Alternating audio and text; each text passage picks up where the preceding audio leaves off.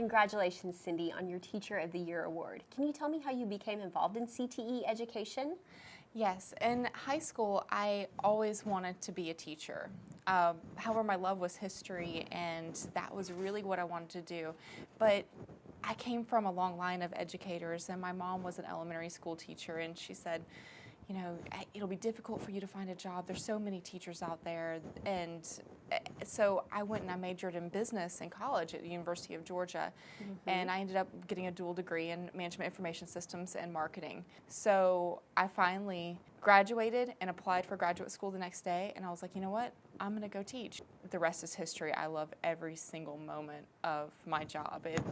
It's kind of, I get to just live my life, and I don't look forward to Fridays, and I don't dread Mondays, and every day I get to make a difference.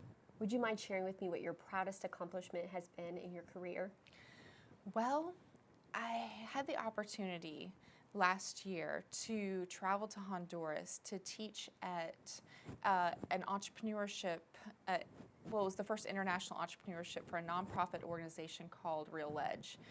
And it was the best experience and the most challenging experience that I've ever had as a teacher. We trained close to 50 secondary and post-secondary teachers that were public and private school teachers in Honduras. With entrepreneurship education, we were teaching the teachers how to incorporate that into their lessons and empower the students to say, hey, I might not have these things in my life, but I can create it. So how is what you're doing in your school allowing students to really experience something while receiving their education?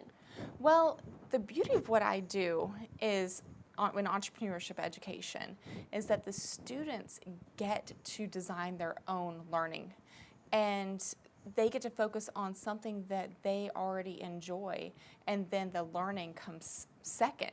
So I really encourage my students, what are you good at? What resources do you have? What needs are there in the surrounding community? Now, take that, come up with a business idea that you can start by next week. What are some of the challenges you face in the CTE system and working with your students?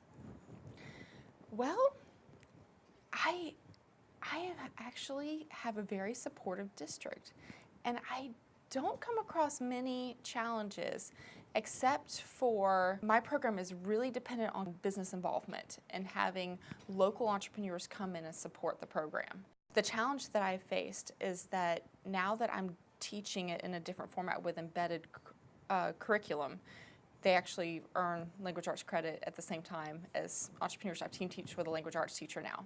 Okay. And I have 54 freshmen at one time in my classroom.